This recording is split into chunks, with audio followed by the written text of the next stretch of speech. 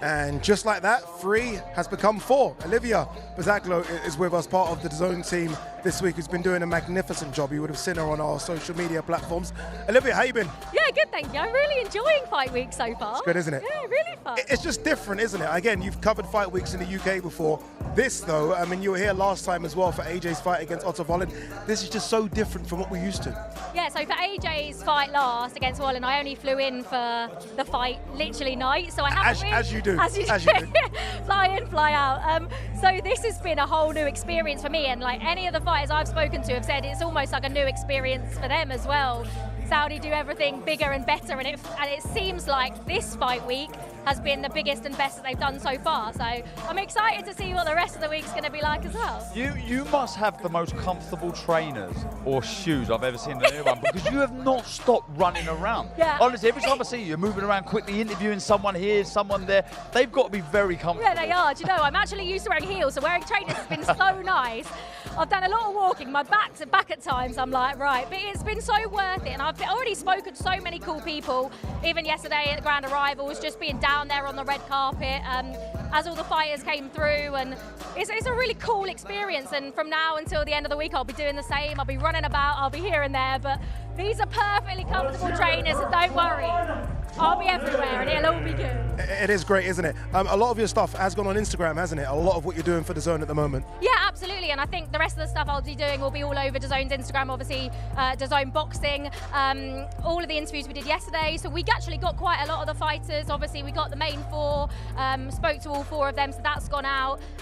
Today, we did quite a few of the fighters as well. Nice sit-down interviews, so I'm sure that we put on socials as well. We've got so many cool things coming across the DAZN Boxing socials, so make sure you keep across all of them to She's see what so I'll be professional. up to for the rest She didn't even give us a clue as to who she interviewed today, just in case it doesn't go out. I like what you did there, Olivia. Olivia will be with us all week anyway, so you're going to see Olivia's face a lot in the next couple of days. All right, Thomas Triber is ready for us for Andrei Novitzki.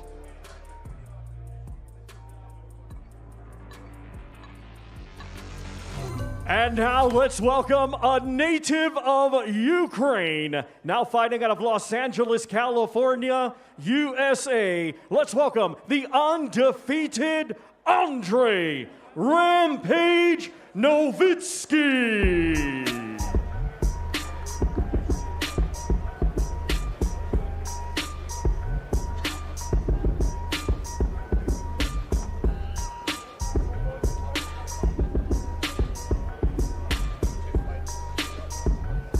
There wouldn't have been many fighters around the world who had 8 fights last year. And I'm talking about even young kids coming through, making their debuts. He had 8 fights last year, and he won all 8 by knockout. That's Andrei Novitzki, a new name in the heavyweight division, Ukrainian, as you can see, built like a modern-day heavyweight. Must be about 6'6". And I said, and you guys probably heard me say, he does look like Filip Hrgovic. He does 2.0, like you say. Has the same sort of confidence as Hrgovic as well. We spoke to him yesterday, and yeah, full of self-belief. And what I've seen with him is he does things really easy, because he likes to sort of navigate on the back foot. Doesn't look like he carries any power. Then all of a sudden, he'll throw a sort of a right hand that looks like he's throwing it with no power whatsoever, just sort of speed and accuracy, and they go down. So there's something to say that he could be one of those real natural punchers, because he's not loading up, he's not biting down on his gums, he's really trying to plant his feet and do damage. He's just sort of throwing the shot, putting it out there, and they drop it. I tell you what he does do, Darren, really well. He's a really good idea of judgment of distance. So he's a tall fighter, but sometimes you can get that wrong, and you overreach with a shot. He throws a jab, and as Dan said, on that back foot, he throws a jab, and then leans back just a little bit. He takes a little step with the back foot, make sure nothing comes back, and he's patient with it, because he got time and patience, and it looks like he carries real power, but against one opposition. So when he steps up the levels, then we'll find out if that power is genuinely real. But right now, there's not much he does wrong. Right? He lifts his chin a little bit high when he steps back, if you want to be really critical. Because he's so tall and long, he can get away with it. And what I like as well, by the way, he's taking this little 5 minutes serious. He's showing us a few things. He's showing us fighting on the back foot. He's pivoting out of the corners as well. He's doing the 1s and 2s, you can see. He's showing us he's got good footwork. He wants to impress. You just see then, he threw left, right, little step, come back with the right hand. That's good technique, and that's the good things you can do when you're a tall fighter like that. You've got the luxury to throw those long shots, take that step. There's a big gap between you and your opponent. He can't hit you because, you know, especially a guy who's got 5 inches in height and more probably the same in reach, and you can come back with that right hand. Then you're literally being able to play with technique without anything coming back. If you can create that space between you, and then I say that quite often. That's the space between you and an opponent. Mastering that means you dictate everything. Yeah, it looks like he's got fast hands as well. I say fast relative to where he should be in his career. He could be, and look, this is very, very early, but he could be one to look out for in the next couple of years. There's a few heavyweights on this card that could have that box ticked against them. And they're all desperate to be that next star. He's got lots of self-belief, lots of natural talent. He's well scored, you can see. Carries power, like Barry says. You can see they're working on different things. I think it's so important in the modern day heavyweight to have quick feet, not just quick hands, but quick feet. You can make your opponent look silly, and we're seeing him demonstrate that here. The way he's just sort of gliding out of range very quickly, firing back with a counter. You can win fights easy when you carry the power that he does. You don't have to get carried away. You don't have to do anything silly. Do the basics really well, and you get the stoppages like he's doing. And these fights, you need to learn to do everything right, everything correct, because you step at the levels, you're going to be tested. So you don't want to leave big gaps, and especially when you're knocking people out. For the punchers, forget about learning the fundamentals, because power gets them out of trouble, power gets their win. So sometimes they think, oh, I can do this, I can mess around, I can drop my hand low, because when he comes forward, I'll just crack him and he falls asleep.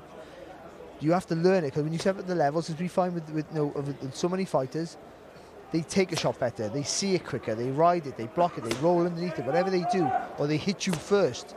So the fact that he's that you see where they're practicing stuff all the time to keep him in that safe space, and we'll see how that progresses as he goes through the levels. But you just got to worry about Friday night. So yeah, and I think he's one that's going to want to impress as well. He's going to got that attitude, isn't he? We spoke to him yesterday, and he's very, very confident. Obviously, English not the best, but you could even understand what he was trying to say. Like, he's very, very confident, and he's probably looking at this thinking, I want to steal the show here. I want to come back for another one. Again, we are here again, May 18th, potentially. June 1st, potentially. He wants to be on one of those cards. Is your platform. And like you say, he does tick boxes. He's very exciting in the ring. He talks a good fight, good personality, lots of self-belief, and that's needed. That's required in boxing, working on good things. And yeah, look, if you're a fan of him and him himself, the future looks very bright, but he's got business to take care of on Friday. Big platform. I'm looking forward to it. I'm convinced he's gone beyond 5 minutes here. I don't mind it. I don't mind it. I think he's really, I think he's enjoying the moment here. I didn't realise he was just a stickler for time. Well, you know, I mean, your man's got places to go. I found out a lot about you this week, mate. It hasn't all been great, I've got to be honest. It's by the second as well, Barry. It's by the second. It's not the minute. I timed this by the second. But no, I like what he's doing. I like what he's showing us as well. Again, some will come here, and you guys have seen this before, some will do nothing. Some will do something. He's very much in the something bracket. When I said that, the ones who are more green to the situation will want to show off and do stuff, because it's still exciting for them now, isn't it? This is just an unbelievable place to be. But the more experienced guys will show us very little. Or maybe we'll be surprised and they'll do 10 rounds of heavy bag work. There you go. There you go. He's done. There you go. 7 minutes, 22 seconds, but who's counting? who's counting there? Who's counting between friends? I'm very excited, guys, to see him, not just on Friday, but I'm very excited to now follow his career. I think there's going to be a lot of people at home that probably never heard of him before. And they'll be now, okay, tuning in to see where he goes in the next 4 or 5 fights. But as you say, Barry, he's got work to take care of on Friday first. Yeah, the important thing is, like, that's why he's fighting so often, is just to get your name out there, to get people. So when people say, let's have a look at him, it's just you knocking people out. It doesn't matter about your opponent just now when you're building up a heavyweight. Then you get the tests. You get the little test, someone who's a southpaw, for instance, or someone who can take a shot but can't punch, and someone who can punch but can't take a shot. And tall guys, short guys, all that, especially for heavyweights, because when you get it right for the heavyweight, for everyone involved, it pays the bills. Yeah, it certainly does. All right, Thomas Triber is in the ring, ready for our next fighter. I think it's Mr. Kevin Lerena. Ladies and gentlemen, our next 2 combatants to the ring, competing this Friday night in a scheduled 10-round international heavyweight contest. First, we will welcome, coming to us from Johannesburg, South Africa. He is the former IBO Cruiserweight Champion, Gavin the KO Kid Lerena.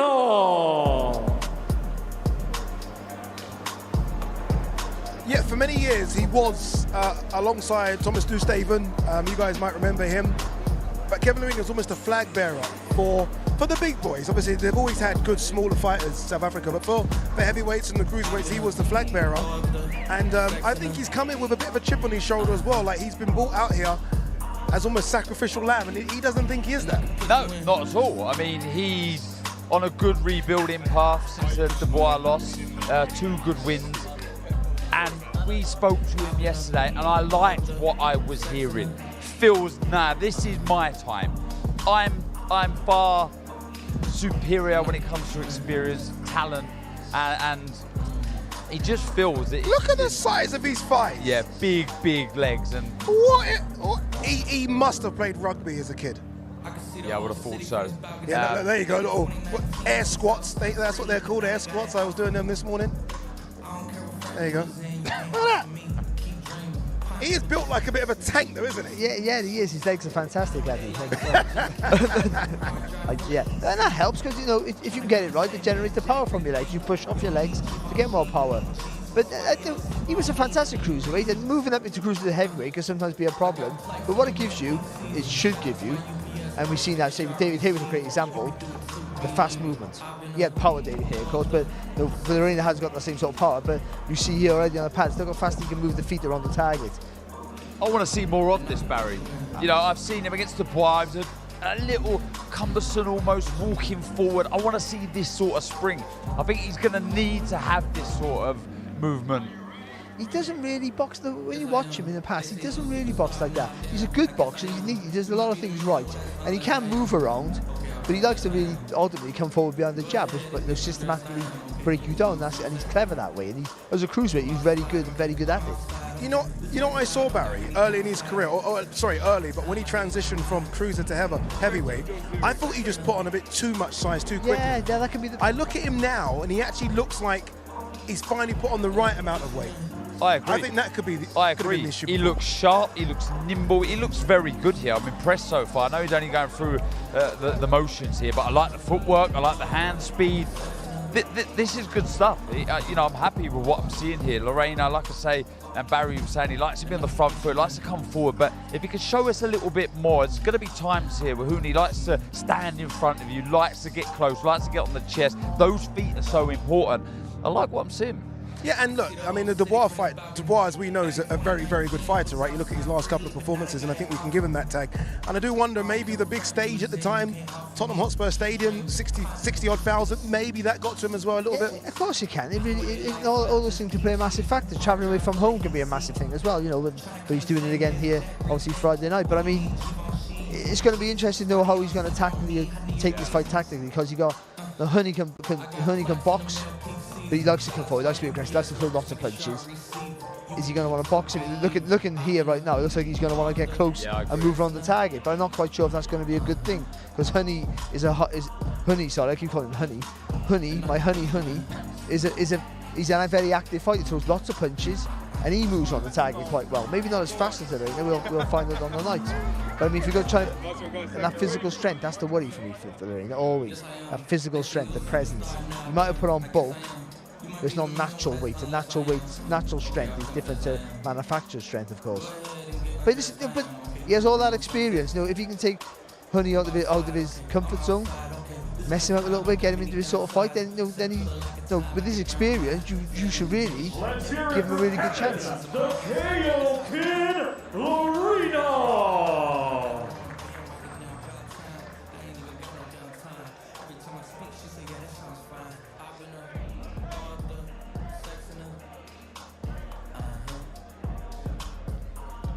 There you go, Kevin Lerena, short and sweet, got it done. His trainer was actually looking at his team from the very first minute, like, okay, how long have we got left here? Hit 5, they were out of there, move quickly. It's good as well, because Justice Huni is waiting to make his turn in the ring, so let's throw it back downstairs to Thomas Schreiber. And now let's welcome, coming to us from Brisbane, Queensland, Australia, the undefeated Australia heavyweight champion, Justice Huni.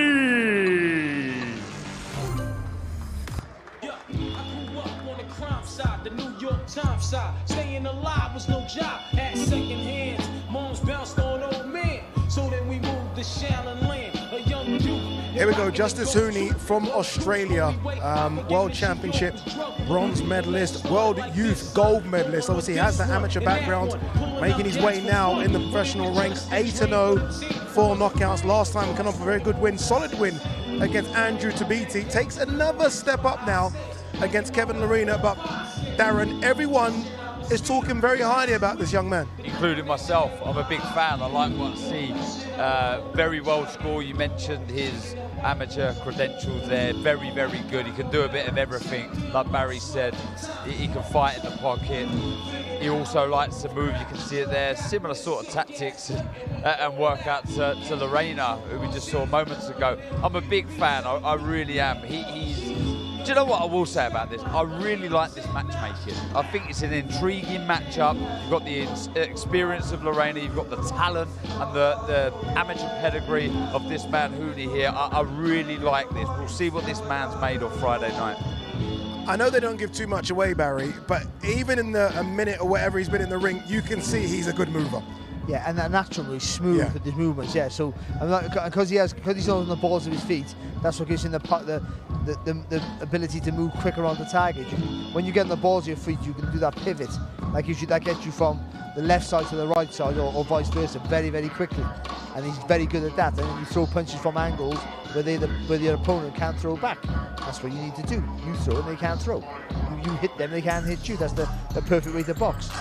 But he's boxing, like Tabiti was a cruiserweight, moves up to heavyweight, of course, and Lerena's the same. So they're matching him, I think intelligently. They're matching him with the guys with lots of experience, but lack that physical strength and power. You would feel natural power to cause him too many problems now. But what they can do is make him think. Yeah. Australia have had so many great fighters from down the years. I'm not going to try and pretend that Australian boxing's only just been birthed, but what we are seeing right now is so many good Australian boxers coming through. Obviously, look, Tim Tszyu is probably the best 154-pounder out there, with Jamel Charlo just doing what he wants to do right now.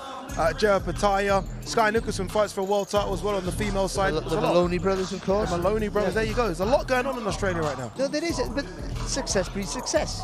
Wherever you are, whether it's gym to gym or city or country, once people can see that's what's going on, and we can do that, then and things have peaks and troughs, don't they? Everywhere, you have loads of champions and you have none.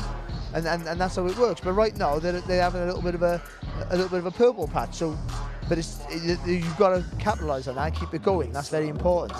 And people, young talent like him now, who's got plenty of time. He doesn't need to rush him too quick. These fights are good for him. Put him on big platforms, like every heavyweight. Show him off to the world until he's ready to pull the trigger.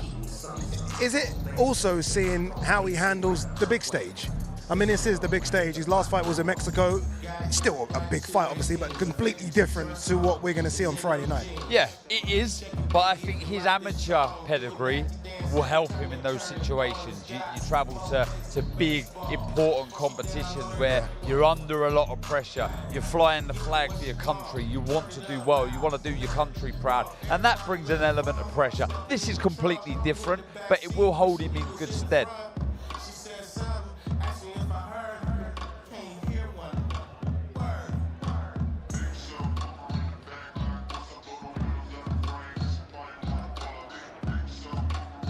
Let's hear it for Justice Huni.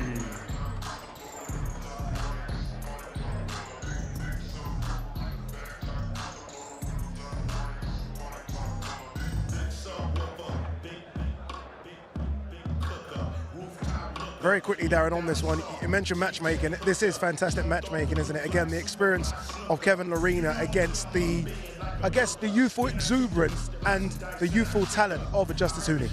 Yeah, I mean, there's so many ways I feel this fight could be won or lost. There's a lot of mental gamemanship that could play a part in this, the experience of Lerena, but that talent of Huni. There's a lot to like here. I think it's brave matchmaking, but a really good, intriguing fight. All right, Thomas Treiber is in the ring. It's an all-British affair next. Let's throw it back down to our MC, Mr. Thomas Treiber. Our next two combatants to the ring competing this Friday night in a scheduled 10-round contest. It will be a eliminator for the WBC Silver Super Welterweight Championship. First, we will welcome to the ring, coming to us from Kent, England. Here is Louis, the Medway Mauler Greene.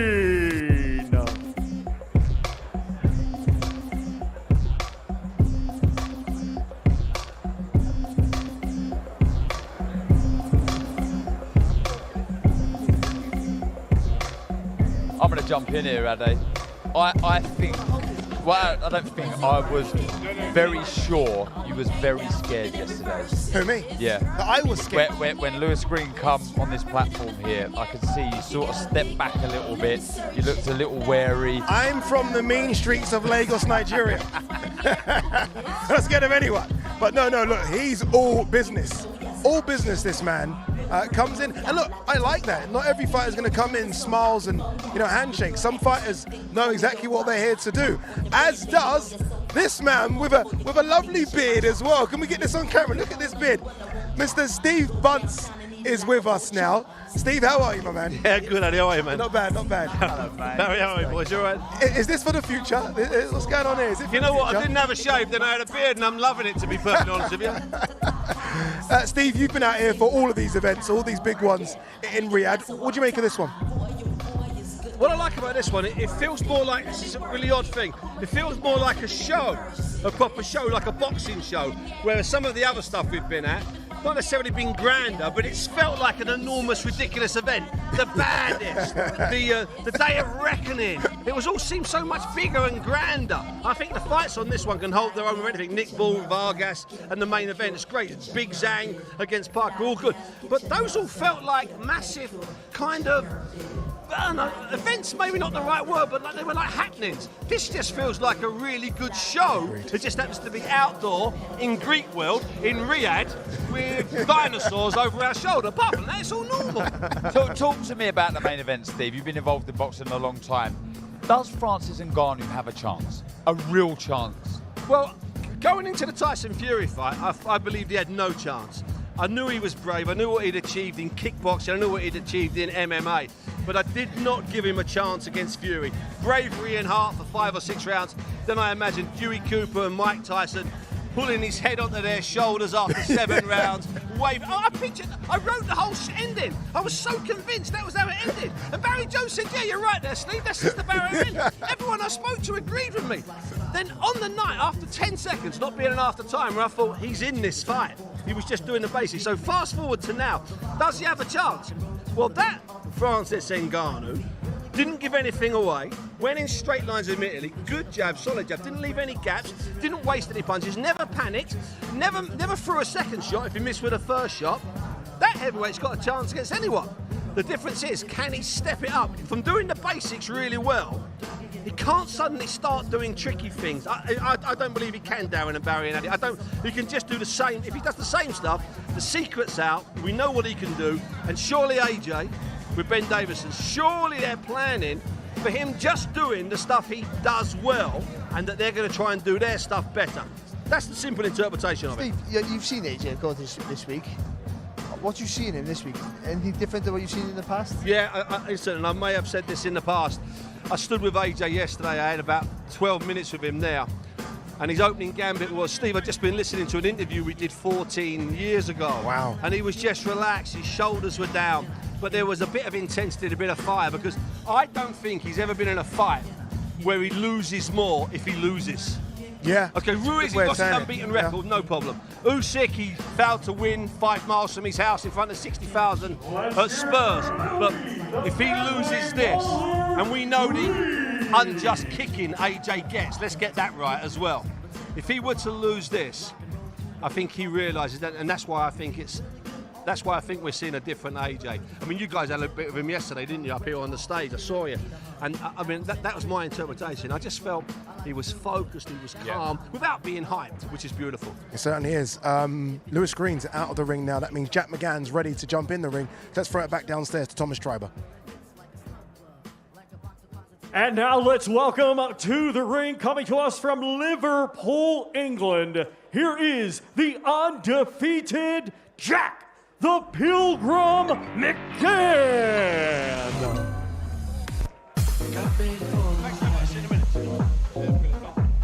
She said more than lights, but she sees the vision going. Here comes Jack McGann, who last time out, remember, fought on the undercard of Ngannou Fury and fought Roberto Duran's son and stopped him in the second round. Obviously, no respect whatsoever. Roberto Duran ringside and done it in front of him. Obviously, a tougher task for him this Friday against Louis Greene. This is a great fight. This is a fight where I can tell you exactly what's going to happen. Both men are going to meet in the center of the ring. It's going to be mano mano, this one. Yeah. I probably would say the same thing, though. McGann, at times, he's quite happy just to sort of navigate on the back foot and move a little bit. He did against Duran. Duran was very aggressive, and he walked onto a beautiful shot. It was well-timed, and he looks like he's improving. The hand speed is picking up, but the power's always been there. The know-how is starting to improve. The ring generalship takes a long time to understand how to navigate and how to manage rounds, and just starting to slowly see that. Lewis Greene, who we just caught glimpses of a moment ago, so aggressive, can be hurt, does look fragile now and again if caught with a big shot, but that could happen to anyone. But one thing's for sure, he brings the fight to his opponent. This is a massive, massive step up, isn't it, for him, Barry? It's huge. I think it really is. I don't think people realise, because because we've seen him here in Saudi the last time out in a really impressive victory against one of the best names in boxing history. He's the underdog. He has a lack of experience. Louis Greene's been a Commonwealth champion. He's only. We talked about his losses the other day. His losses have only been against really good fighters. Fighters who are either on fringe world level right now, or champions in their own right. So he's going to be 100 miles an hour in your face, but not without any intelligence. Louis Greene, he will try and jab his way in, but ultimately he does to close that gap quick and get in close because he's physically strong. So I think Jack McGann doesn't meet him anymore. I think he should be using his jab, taking that little step back, forcing Greene to overreach. Because Greene sometimes lifts his elbows up a bit wide, and there is a body shot there to hit him with. So if McGann has a fantastic left turn, so if he can take a little step back, throw the jab, take a little step back, make Greene fall a bit short with his counter attack, then you get the body shot into play. But this is the most difficult fight by far. It's a real step up, it's a real leap in faith for Jack McGann. Does it mean anything, the fact that he has fought here before and Louis Greene hasn't? I mean, can you take anything from that? If you're Jack McGann, you're looking for positives, is that one positive? Yeah, familiar surroundings can help. You know, I used to like boxing in the York Hall. I boxed there a lot, and I knew sort of go in the same dressing room. You just feel at home, and that he may feel like that. I think that the big thing tactically, I feel, is he won't have to go looking for Lewis Greene, and I think that's good for him.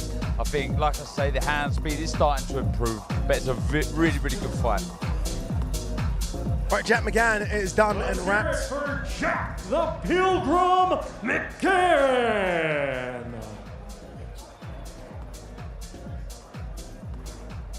They're making it fast now, ain't they? The fighters are like, okay, we've got places to be. We are, because I can actually see the other fighter over my shoulder in the corner. So no time to speak up top here. Let's throw it back downstairs straight away to Mr. Thomas Schreiber. Ladies and gentlemen, our next two combatants to the ring competing this Friday night in a scheduled 10-round contest. It will be for the vacant WBA International Lightweight Championship. First, we will welcome to the ring from Portsmouth, England. Here is the undefeated Mark Thunder Chamberlain. You know, God made me funky. Battle of the lightweights here, and I'm happy about the inclusion, by the way, of a title, because I wasn't quite sure if they were going to do a title, because both of these guys are title holders.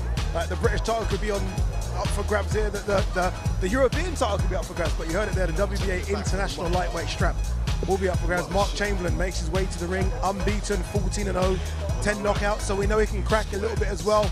And he's going to need that power come Friday night, Barry. Yeah, no, he certainly is. He's going to need, because what you need to do is try and stop the forward momentum of Gavin Gwyn, which is very, very difficult. So you need to hurt him early. What Chamberlain has shown, though, that he carries that power quite late as well. He's not just a guy who if he can get you out there early, he struggles for pace. But then he hasn't also been in with a fighter like Gavin Gwyn, who just put that pressure on you non-stop every minute of that round, every second of that round. And also, it's probably one of the first times that Chamberlain's not the tallest fighter in the ring. By the way, he's taller for himself. He's massive for his weight. But Gavin Gwyn is just uncontrollably huge for the lightweight, so he's going to have to struggle with that. But also, for Chamberlain's favour, Gwyn doesn't punch long, and that's going to help. That's going to help Chamberlain, because Chamberlain won't be able to get those certainly that long right hand, which is his money punch. He might be able to get that into play quite often. Correct me if I'm wrong, Barry, and I'll ask who you favour in this one, but I can tell, Barry, that you maybe favour Gavin Gwyn in this one. No, I mean, I picked Chamberlain to get the win, ironically, but you should favour Gwyn. Gwyn should be the favourite, because everything goes in his favour, of course. Those are Mark Chamberlain's last 5 fights, and I think one thing that stands out from all of that is TKO, KO in his last 3. And again, the punch power was there. Making Jeff Afford quit. That's not easy. That's a real feat. Let's not forget that. And I see this being a fight that cannot disappoint. When I look at them stylistically, I think it's going to gel straight away. There's so much on the line here where the winner sort of stays on. Yeah. I think Chamberlain will look at Gwyn. I think he didn't look great last time. There's an opportunity here to get a very big win, really make a statement in this division and push on. I think for Gwyn, on the flip side, didn't look great last time. He's got the bit between his teeth. He wants to look good. He wants to show that was an off night, albeit he got the win. I just feel that the best thing about this is I can guarantee you this will not... Careful. No. Don't do this, Daz. No, Daz, don't stop it, Daz. Don't do it, Daz. I'm saying it. This fight will not disappoint. It won't disappoint, I promise you. No, this is going to be a very, very good contest. And I guess you mentioned the fact that the winner goes on. I mean, Mark Chamberlain was with us yesterday, didn't he? And he spoke about the fact that, I mean, they were close with Maxi Hughes to make that fight. So he knows where he is with a win, what potentially is out there for him next. Well, there's fights in his own camp, of course. You know, there's Sam Noakes. So that's a fantastic puncher versus puncher. And what a domestic and an easy fight to make. Let's be honest, they're with the same people. So there's loads of fights out there for him. I think the world level, I've probably got lightweight. The world level is very, very difficult. Yeah. So stepping up too quick, too soon, might be a bit of a mistake. But all it takes is another 6 months, and cut the fighters drop off. Boxing can change. The climate of the boxing can change very, very quickly in the weight division. So just stay at this level. If you can get the win against Pearson, fantastic. It's European level, it's amazing. If you can just stay at this level for a little while, get that domestic clash against Sam Noakes. If you can beat him, if you can, a big if, then you start thinking about world honors. Then you start getting former world champions in, who are still good, but not as good as they were. I think, and that tests the waters before you get to the elite. Let's hear it for Mark Thunder Chamberlain.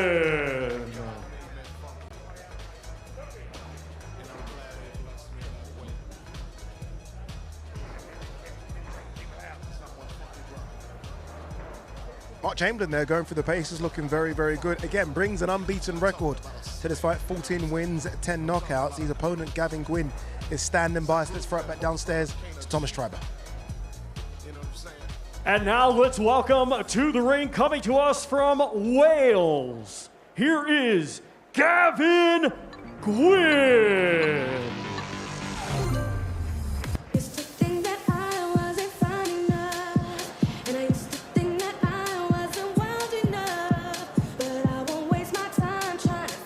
I wouldn't have had Gavin Gwyn for this type of music choice. I don't know what I expected. I think I expected a bit of DMX or something. But clearly this is the choice of music. This is what they get the chance to pick the music. And DJ Majestic is spinning the tracks for them as he makes his way into ring. A great opportunity for Gavin Gwyn here to not just impress, but again, climb those ranks of the lightweights, I guess, in the world now, as a European champion in the world. Of course, and the thing about Gavin Gwyn, he's been the B-side even though he's winning titles. You know, he's had to do it the real old-fashioned hard way. Go to the other fighters' backyard, other fighters' promoters on promotions to try and get the wins. And sometimes he come up short. Obviously, you know, the Tennyson fight was a really hard fight for him. Of course, the Cordina fight, he really pushed Joe Cordina. Let's not forget that. Joe was a clear winner in the end, but he made Joe work for every second in that fight. So he's a really hard man to beat. He really is, and he deserves everything he gets. And if he gets a win on Friday night, even though he might be favourite, if he gets a win on Friday night, then someone needs to back him properly. Yeah. Give him the opportunity.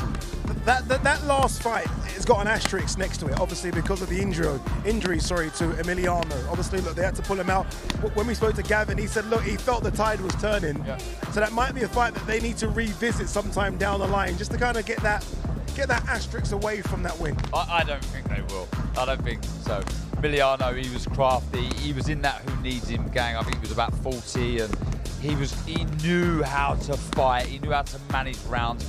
But I do feel this man's tactics and game plan came into play. He was really tiring, the Italian, and he got the stoppage, albeit an injury. Look, he's done so well domestically, won the lot. I think if he was to get a win here Friday night, I think personally Gavin will be looking for a big money fight. He'll be looking for like a kind of a gatekeeper, or if he was able to, some sort of eliminator, a big name. I think he now has done so well. Almost he's in that Cinderella man almost kind of fighter, if you like, and I think he'll be looking for some big massive fights on kind of a world stage, if you like, if he can. And that's what you should be looking at, isn't it? Yeah, I think so. But but someone like him, who's not a huge ticket seller, unfortunately, and he's not that marketable fighter that the promoters really look for, then he has to force his way to the top of the rankings. He has to beat people. He has to demand fights, take fights at short notice. Unfortunately, that's how a lot of people have to do it.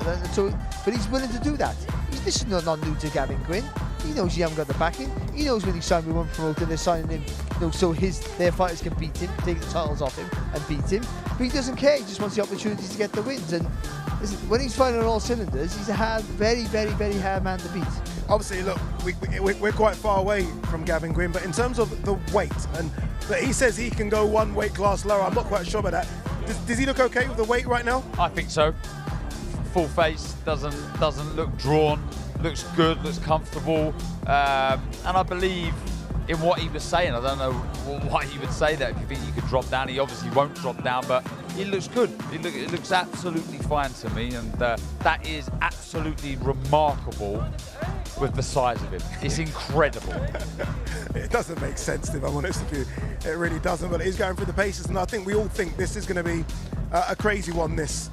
Two guys very proud, two guys that think they can win as well, and two guys that maybe think they're above the level they're fighting at right now and want to go to that next stage. And I tell you something, if Chamberlain goes out and tries to get him out there early and lands with a big shot, then it ignites. Very early it ignites. And it'll be a fantastic fight. Win!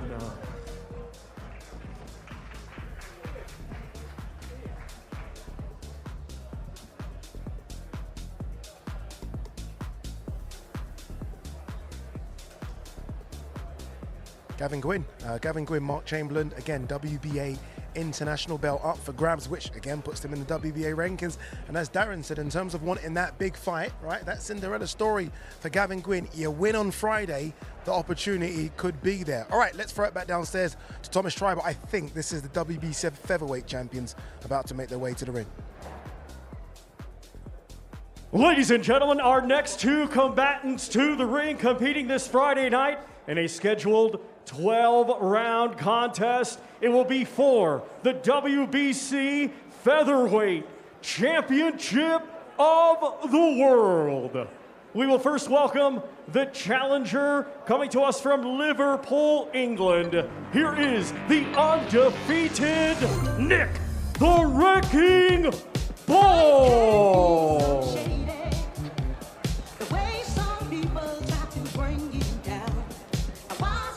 Okay, here comes a favourite of many fight fans, not just in the UK, but around the world now. He's starting to become very popular. That's the Scouser, that is Nick Ball. Obviously coming off that good win against Isaac Dogbo last time out, which shows that he is now certainly at world level. How good is he? We're going to find out on Friday, because he takes on in Ray Vargas, a very, very seasoned operator. This is the hardest test for anyone, I think. I really, except for the Gandhi. I think on the undercard, this is the hardest test for anybody because he's stepping up a massive level. Vargas is a genuine, not a champion who's beatable, though he has been beaten his last fight, but that was moving up in weight. This is a guy up until his last fight was 36-0. He's big for the weight, you know, and he's a Mexican, so he has that Mexican fire that he likes. If you hit him, he fires back, but he doesn't box like a Mexican. He sits back, he uses the jab really well, he uses that reach, he's patient with his work, he's fast. He's used to boxing guys who are smaller than him and keeping them in their place. So for Nick Ball, there's lots of things there he hasn't experienced before. He's gonna experience on Friday night. But you've got to take that leap at some point. Yeah. And what Nick Ball's done against Isaac Dogbe, he proved that he can box at world level. Proved that he's not shy. He doesn't cower away. Didn't freeze. All those things that you needed to question, he answered those questions. Hey, look how comfortable he is. Hands in shorts. Like, am I done? Do I think I'm done? It's that win there right at the bottom that I think everyone maybe started really taking notice, and that was Isaac Lowe, wasn't it? Yeah, and Isaac Lowe was a really good fight to build up to that. The Wrecking Ball! How comfortable he is. It's like, all right, I'm done. I can go now. Yeah, you can go, Nick. You're okay. Obviously, massive opportunity for him. On Friday, he takes on Ray Vargas for the WBC featherweight strap. And there's a lot of talk, isn't there, at the moment, that if he comes through this one, obviously Raymond Ford, fantastic win last week for him. Could we get Nick Ball versus Raymond Ford as part of Queensbury versus Matchroom? That's just such a mouth-watering fight. Because that's not boxer against puncher anymore. That's puncher against puncher all of a sudden. Yeah, that's Wrecking Machine versus Wrecking Ball. There you go. Like the way I just did that, didn't you? All right, let's throw it back downstairs. Anyway, I think Thomas Triber is ready to get Ray Vargas in the ring. Let's do that. And now we welcome the defending world champion coming to us from Otumba, Mexico. He is the former WBC Super Bantamweight World Champion, and this Friday night, the reigning and defending WBC Featherweight Champion of the World. Here is Ray Vargas.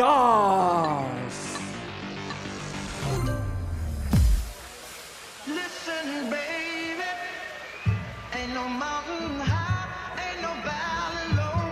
Here we go. Here is two-weight world champion Ray Vargas. Did try and become a three-weight world champion when he fought Oshaki Foster at super featherweight. No shame, especially when you consider what Oshaki Foster's been doing recently.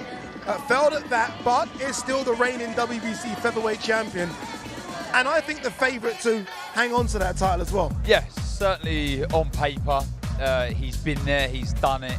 He's a world champion. He's taken that next step and proved he's at another level. But like Barry said, you have to take that leap at some stage. He does so much good stuff. He really, really does.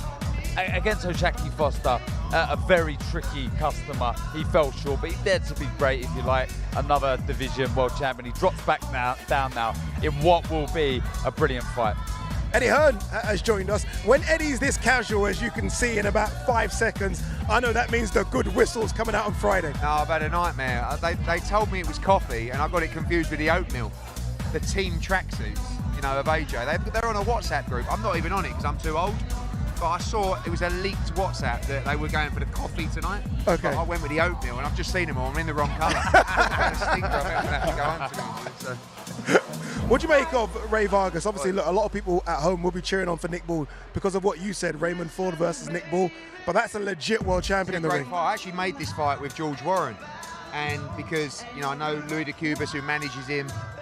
Nick Ball wanted a shot at the world title. He got to mandatory with the WBC. It's a fascinating fight, it really is. I mean, I've been a fan of Nick Ball. I've watched him against Dogbo, but Dogbo he's a beaten fighter. This guy, apart from the inactivity, is one of the most trickiest, awkward champions, pound for pound. He doesn't look much to look at him. I saw him on a running machine this week in the gym, and remember when, you won't remember, Eddie, you might, we brought him over to Hull many years ago. I think it was about 10 years ago. McDonald. He boxed Gavin McDonald, and Gavin actually did quite well against him. I never thought he would go on to do what he's done. They are so confident Louis de Cubas and the team that he beats Nick Ball. Like, they think he's going to absolutely school him. And there's a massive size discrepancy, not in weight, but in stature. But Nick Ball is so fun to watch. If he can get on the inside, if he can work away, this guy is very tight at the weight. He's been at featherweight for a long, long time. And really, he wants to move up to super feather if he can. But a fascinating fight. And like you said, you could have a situation where two guys win the World Championship within a week of each other, and within 10 weeks of each other, they're unifying against each other. So Ray Ford's ready to go against Nick Ball if he can win, and that would be a belter for the 5v5. Is that yeah, you're game for that? Because we were talking about Nick Ball against Josh Warrington or Mauricio Lara. Now, Lara looks like he might be moving to super feather, and so does Warrington. So with that victory last week, it's a straight up unification. I mean, it's a great fight. And Nick Ball against Ray Ford's a much better style matchup than Ray Vargas, because Vargas is awkward and he's rangy. But I love the fight, and what a chance for Nick Ball. When do we get this announcement of the 5 versus 5? When's that going to happen? During this week, because they feel like takes away it's all from about Joshua against Ngannou. I think on Saturday there's a chance we could announce the weight classes. We're sitting down with His Excellency this week. We've got loads of ideas. Yeah. It's just the format, really. You're not really allowed to tell each other who the fighters are. You just pick your best available from that weight class, and I think that's one of the most, the best bit from it. So if he chooses featherweight, Frank Warren, and chooses Nick Ball, I can choose Warrington, Lara, Ford, all of these guys. Okay. And if His Excellency chooses the heavyweight division, Frank can choose Dubois, he can choose Joyce. Don't know if he slips Tyson Fury in for a quick one, if he deals with Usyk, and we have to choose one of ours. And Justice Huni, by the way, is a style matchup that I like against Dubois and Joe Joyce. And if he beats Lerena, he could be in the mix. You understand? If Matchroom lose that, you will never hear the end of it. It's all friendly. It's going to be, but it's quite funny because every now and again we'll suggest a fight to each other, and it will be quite not one-sided, but there'll be a big favourite. Yeah. And then the person who's the underdog's going, I'm not mad on that fight. Because obviously you want to fight 50-50 at worst. Yeah. And there are, already we're talking about 2 or 3 real crackers and pure 50-50s. And that's what we want, because I'm going to be screaming, shouting, jumping in a ring, offering bonuses in the dressing room for victory for the team. Like, it means a lot. It's going to be a lot of fun. Who gets to choose the fighters first? So we choose the weight classes. So he chooses 2 weight classes, Frank. We choose 2 weight classes, and His Excellency chooses a weight class. And you have to choose your best available fighter from that weight class. And they don't know, and you don't know who they picked. Until you get to the press conference. The press conference will be a couple of weeks in London. So literally we'll say, that's going to be incredible. Super that's middleweight actually division, incredible. And we'll name, Diego Pacheco or whoever, and he'll have to name his best super middleweight, light heavyweight, heavyweights. There's a lot to choose from, but the key is just pick 'em fights. That's the key, because we've both got to be sitting there just screaming and shouting and like. I did say I feel like it's almost like you're cheating a bit, because you can pick fighters from Mexico, America. You can go all over the world, can't you? There is a domestic flavour to this. Yes. There will be American fighters. Could be Ray Ford, could be, I don't want to go in too much, but Ammo Williams against Hamza Shiraz is a fight that we've kind of discussed. Love the fight. They're both top 3 in the WBC. I don't mind that, but I do want those domestic fights as well. We all love those fights. And yeah, like I said, we could literally do 15 fights, not 5. And maybe it will spill over to a UK show as well, because I think there's a lot of legs in the format. There is. I think we all want to see 50-50 fights. We all want to see stable fights and, competitive fights between promoters and platforms. At all different levels as well, isn't it? And from area titles, English titles to world titles. We can do it all. That's what we want to see. What we want to see next is the big boys in the ring. Thomas Triber's ready, because the co-main event fighters are ready to get in there.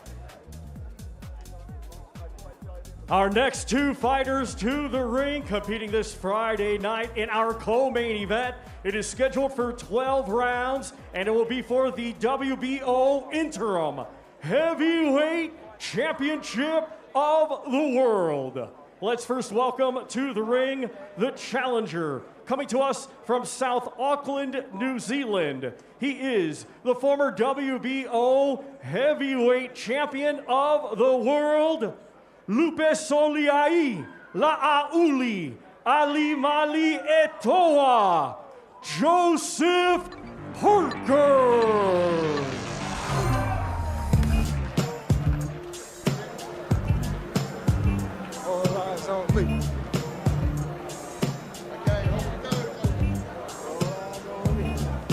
get a bigger Tupac fan than yours truly. Obviously, he's walking out a bit of Tupac here now, so automatically I'm already a massive fan of Joseph Parker. I am, that's it, sold.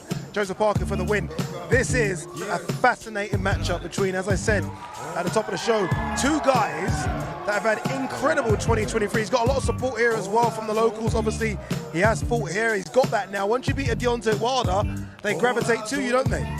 This is a real 50-50. It's such a good fight, it really is. And it's a fight where the winner pushes on to a very, very good position to be fighting for a world title soon. This man's form is incredible, as is his opponent, but I think beating the Danger Man, Wilder, in the fashion that he did, backing up everything that him and his coach there, Andy Lee, said was so impressive, and it just shows so much self-belief, so much proof in your ability that you can do what you say you're going to do. And for me, it was just an incredible display. Took the fight away from Wilder, and yeah, everybody was, I would almost say, in shock at how well he fought that night.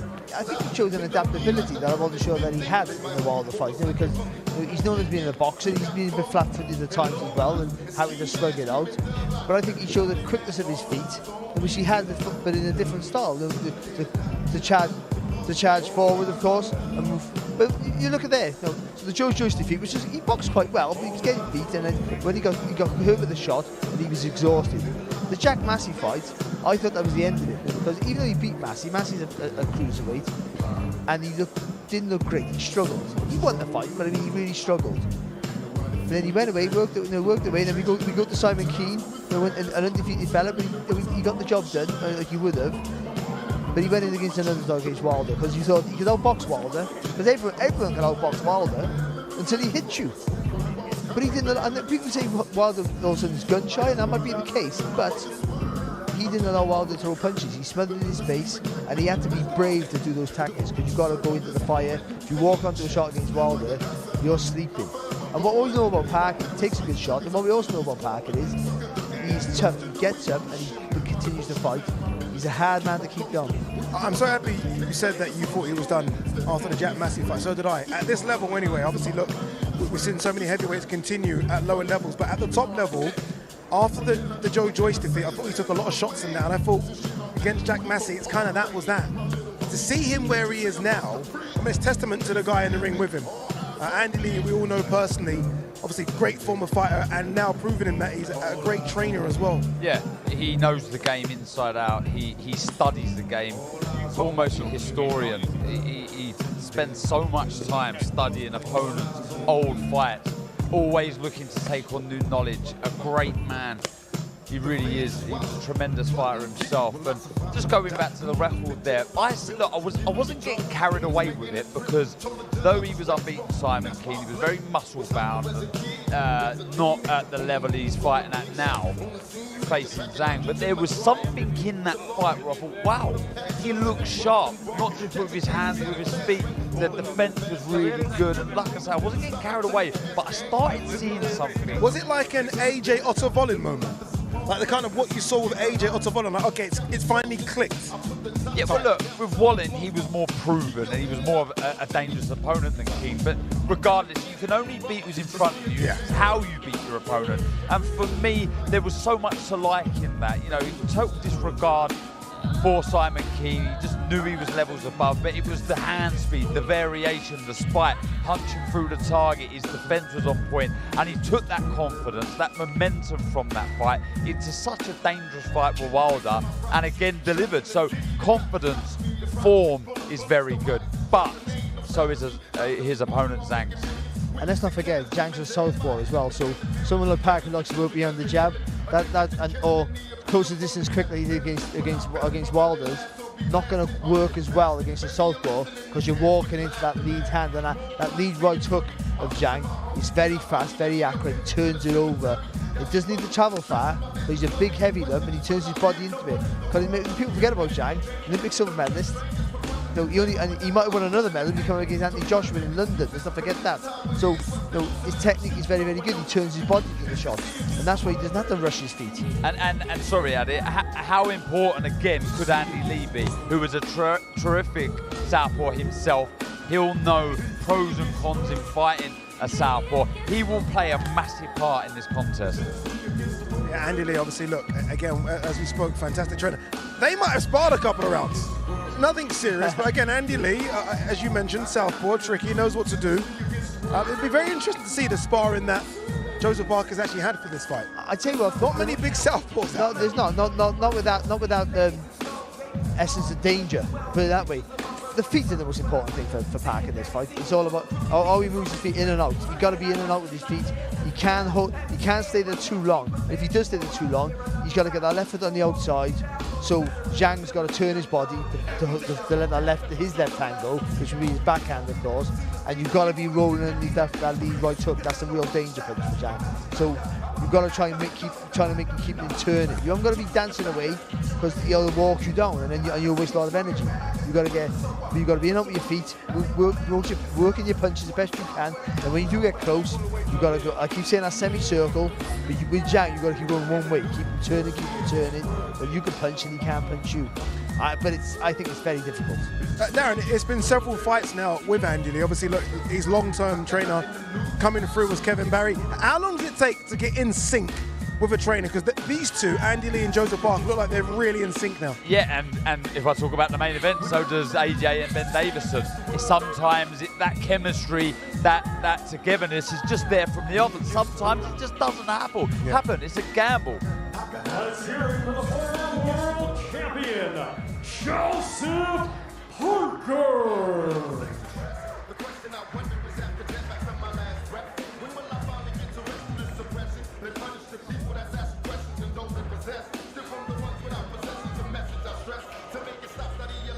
I know you're not happy that he shaved the beard. He has got the goatee. He's done a goatee. I don't know what's wrong with him. I don't understand it. I mean, the full beard was fantastic. He's gone to a goatee. He looks a bit meaner with the goatee, though. I will say this. I think we're actually going to hear from Joseph Parker. I think Olivia Bazaklo is going to have a couple of words with Joseph Parker. She's getting in position. I can see it from this vantage point now. The smiles there. I think Joseph Parker is going to sit down with Olivia. Joseph Parker, just, again, fantastic pro, fantastic guy.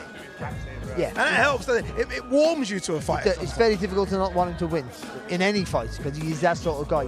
He's affable. You know, you spend some time with him, you just think, why are you a boxer? You could be so many other great things.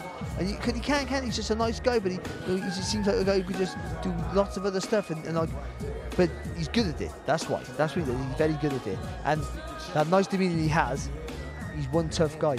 All right, I think he is ready, so let's throw it downstairs to Olivia Bazaklos with former world champion Joseph Parker. Thank you so much, Addy. I think, Joseph, you're going to be sick of me because I feel like I've spoken to you so much since I've been here and since you've been here. How was that? It was good. It's nice. Nice to come out and just get a shakeout and just be amongst the people who are going to be there to support and watch the fights and see all the media. It's good. It's good. It's nice. It's nice to be a part. Like when you do these things, you know you're getting closer to the fight. Yeah, absolutely. You said in camp, every camp you do, you get better, you feel fitter. Is this one of the best you've ever felt coming into a fight? I feel great. I've done the work. I feel like I got good energy, and I'm saving it all for fight night. But every camp I've been in, it gets better and better. I'm learning and progressing, and I'm a happy fighter. I was going to say, you have a smile on your face. You rocked up in Eddie Hearn's words saying you look like James Bond yesterday. You're playing up to the cameras. You're loving it here, aren't you? Listen, like I said, I love the journey, and I love the process, and I love everything to do with boxing. Fight night, press conference, weigh-in, everything. Public workout, and it's not going to be here forever, so it's time to enjoy it and make the most of it. Absolutely. And just finally, are you going to stay and watch Zhilei Zhang? Oh, yeah? I'm going to stay and watch Zhang and see what he's going to do in the ring. And it's always nice to see your opponent up front and see what they do. Absolutely. Thank you so much, Joseph. Thank you very much. There you go. Look, here's a little stare to the camera as well, Mr. Joseph Parker. Look, so many big fights coming your way on Friday. But it's not just Friday. We've got so many big fights coming your way in the next few months on the Zone.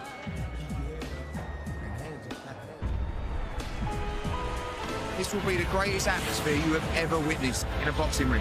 Here we go. Zepeda absolutely relentless. What a shot. Zurdo Ramirez fought like a Mexican southpaw. Beautiful jab from Hitchens right there. What a great performance. He was just too good. This is a championship fight.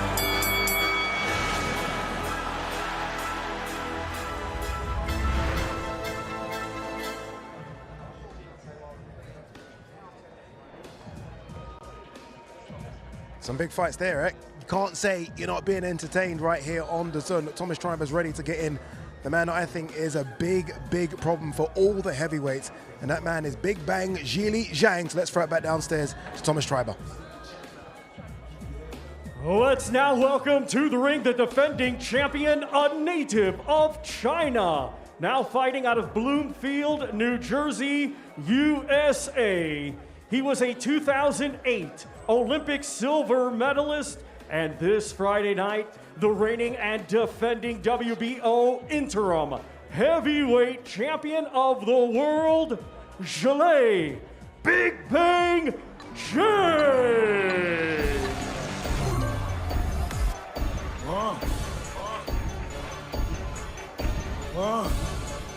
You blowing money fast on this side. I think I'm Big Meech, Larry Hoover, whipping work. Hallelujah. Here we go, a man that I've said openly, I think had the best year of any heavyweight last year. 2 fantastic wins, back-to-back wins over Joe Joyce. If everyone thought the first fight was lucky, he did it again in better fashion the second time round. And he's asked for a big fight and he's got one. Zhilei Zhang versus Joseph Parker, a fantastic co-main event. And I think 50-50. I can understand how you swing either way, but I think this is a 50-50 spot. I agree, 100%. A really big year, like you say, a standout year almost, though he's been around a while, but a year in which he turned a lot of heads, showed that he's a big player in this division and very close now to something big. Andy Lee has joined us. Andy, let's do it. Let's break what we're seeing down, Andy. I know you're watching every part of Zhilei Zhang. What does he do well? Just everything well. Has a big southpaw. Got a good basics. Anyone comes with that good amateur system, you know, they have good fundamentals. He doesn't make any real mistakes. We mentioned up here Joe Parker and the sparring that he must have been doing with numerous southpaws. Who did you bring in, Andy? We had 2 guys in Ireland. One Zach Spiller from Houston, Texas, and Peter Milas from Croatia. And then here in Saudi Arabia we had Agron Smaki, the infamous Agron Smaki, who cut Tyson, and we had Mosai Tuma. And it was fantastic sparring, very hard sparring actually. Yeah. You've gone from tough to tough, haven't you? I mean, you don't want any easy opponents for Joseph Parker. Not many would go from Deontay Wilder to Zhilei Zhang. It's kind of normally a gimme in between. Yeah. You've gone for 2 top guys back to back. Why so confident now in your man Joseph Joe Parker? has momentum. And listen, if we could wait 6 months, and we're probably still going to be up with Zhang anyway. Yeah. Now's the time. Joe's in great form. I said momentum, activity, and we're here for the biggest challenges. You know, Joe's been a world champion.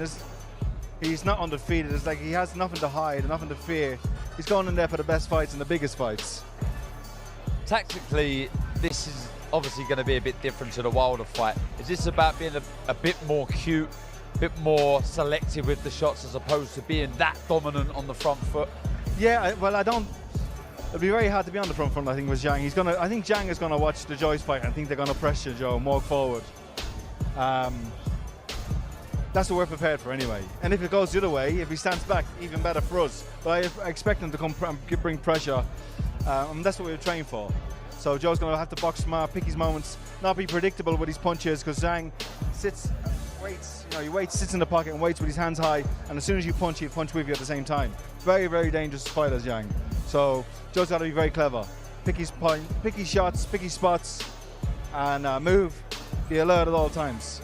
We were talking about how important Joseph's feet are going to be in this fight, because, again, he needs to get in and mount the attacks.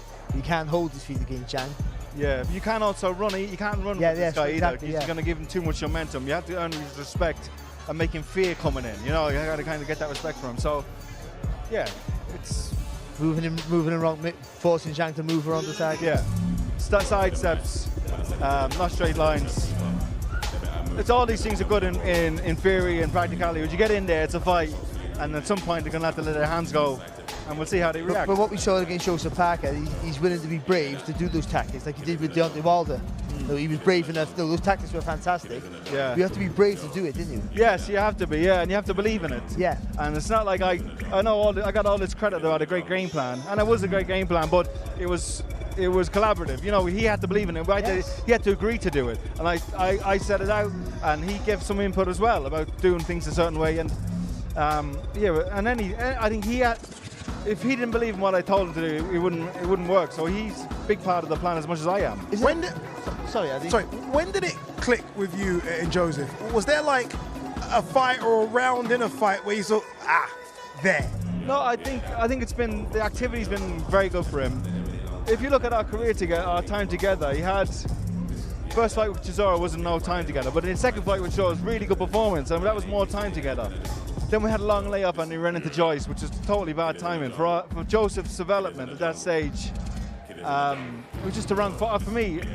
I think he can still beat Joyce, but just the timing at that stage, Joyce was just the wrong style for him. But since then, we've doubled down, activity. Listen, bringing in George Lockhart, who's the strength and conditioning coach and nutritionist, does all the cooking for Joseph, is a big part as well, because now he's fit enough to do the actual training. We had to keep the concentration levels high enough for all of the training, not where he's looking to take breaks and hold and rest. I just want to watch this now. No, fully understand. Let's all watch it. Let's all watch Zhilei Zhang there hit the pads. As I said, you can't see, like, there's no mistakes there. The feint, I guess, as well, try and draw out that lead, but he's very, like you said there, with that amateur pedigree, he doesn't make very many mistakes, does he, Andy? No, he doesn't make many mistakes. I tell you what he does really well, he can react. You know, if you throw, he can block and counter really quick. That short right hook, lead right hook he got, when you come forward, you throw a shot, he just doesn't panic, and he throws it really fast, doesn't he? Do you expect this from Zhang? On the front foot? Do you think he'll be as aggressive as this on the front foot? Yeah, he'll be as aggressive as he's allowed to be, really. Yeah. He's got to be, he's got to be made to respect the distance. He's going to come forward, but he's going to be walking into shots if he's going to walk in just like that. Feints are going to be key. Making feint and make him react. Does this make you nervous when you watch your fight? No, it makes me more uncomfortable, actually, because when you see them up close, you realise they're just human. They're just like everybody else. They're just fighters. When you're going to sleep at night thinking about it, you build them up to be something that they're not. But he's as good as anybody in the heavyweight division, Zhang. He gives everyone a hard fight on his night. You look at the target, his engine, because that's not the top of his list, is it? 40 years old, a lot of miles on the clock. You'd hope he'd tire. For us, he'd go tire going down the stretch. But we can't depend on that either. No.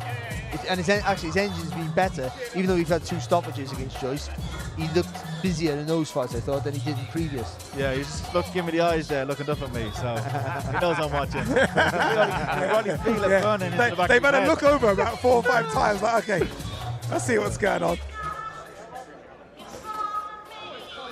No, good fighter, good southpaw. Obviously, I love southpaws being one myself, but I think we've said all week, I say all week, we said yesterday that we generally believe this is a fight between 2 top 5 heavyweights. But if you're doing your rankings now, Joseph Parker has to be a top 5 with the Wilder win, and Zhang has to be a top 5 with those wins against Joe Joyce. yeah, it's just it's an interim title on the line, so it's a significant fight. Yeah. But any other time, era, it's going to be a world title fight itself. Yeah. And top of the bill itself, Was you always confident in Parker after the Joyce and the Massey fight that he could come back to some sort of form?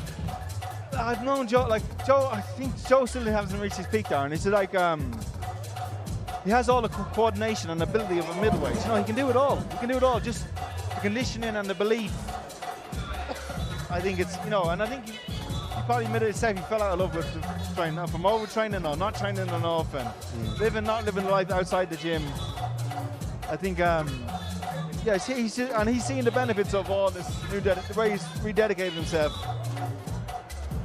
And I think he wants it even more now, yeah. And there you go, former WBA featherweight champion Lee Wood in the building. I say former, obviously, he's relinquished the belt. Raymond Ford has his former title. It's got to be one of the most impressive haircuts in world boxing. It's a great haircut, isn't it? Hopefully, he'll be out very, very soon. A lot of rumours about him versus Josh Warrington. Won't be at the City Ground, but surely go to the AO Arena, neutral venue, and do that one. Yeah, for sure. But again, the aggression, you can see it on the front. But I think you're right, Andy. I do think he will try, if he can be the bully, if he can be aggressive on the front foot, he will try to. I think every counter puncher would like to. It suits everybody. If you can go forward, it's half the work of going backwards, isn't it? Yeah. Everyone fights better going forward. And yeah, let him walk in. Just quickly on the flip side, fighting a southpaw. Where do you like the front foot position? There's a lot of talk having it on the outside, but what do you work on? No, I never made an issue of it. Like, everyone said, get your foot on the outside of a southpaw. I would also, as a southpaw, I'd like to be on the inside a lot of times, because you can land different shots and it gives you different openings and different angles. Being on the outside of a southpaw doesn't. Listen, it's not the be all and end all. Well, I can see a lot of openings now from Zhang when he's walking forward like that. Let's hear it for the Uppercut to the body. champion. Uppercut to the body. Watch it. Andy, appreciate it, my brother. Good luck on Friday, Andy. Thank you very much. See you soon. I like that. That was almost a very good insight of a trainer watching what his fighter's going to have to come up against on Friday. Well, it showed the confidence that he has, because again, you can see he's watching, and you know, when you say, are you a bit nervous? But he didn't look nervous. He looked like, yeah, that's what I thought I'd see. And I can see now the way he angles his body. You can see the body shot. Where he angles it when he's trying to close us down, pressure us with the feet. He was watching it there, but he was just watching on the pads. He's just moving forward. You know, he's angling over to the left, and there might be a body shot to play. So he's technically very good, obviously, Andy Lee. That's why he's good at his job now. But it's, yeah, he looked a very confident trainer, and that reflects in the fight, of course. Tough task, isn't it? I mean, and he knows that as well. And when you go that high up in the world rankings, it should be very, very tough. Yeah, because you're on the cuffs of something very, very big, life-changing. You know, I asked the question then, do you get nervous watching this? Because I got butterflies watching Andy, thinking, you know, there's his opponents, you know, his fighter's opponent there, shaping up. And it just brought back all the memories of fighting. And it really is a good fight. So intriguing, so many ways that this fight can be won or lost. Honestly, it's one of those, don't leave your front room. Sit down, watch that fight, because so much could happen. Yeah, so much indeed. I was just about to cut across Barry there. Apologies, Barry. Just because Olivia Bazaglo is ringside with Zhilei Zhang. I am. Thank you so much, Addy. Zhilei, you look good. Are you feeling good? Yeah, I feel very, very good. Yeah. And how have you enjoyed this experience? You got a nice reception coming in. There was loads of fans. It feels like there's loads of fans here just for Zhilei Zhang for this fight. 感觉很多球迷专门为你来的，是不是？是，因为3月8号我和霸哥将至主场。Yeah. That's true. I believe I'm the main event with Joseph Parker. I think you are the main event, Zhilei Zhang. Everyone here loves you. Have you got one last message for Joseph Parker? 有没有最后跟Parker 说一句话的？ I'm ready. Parker, let's go. Don't need to translate that one. Ado, back to you.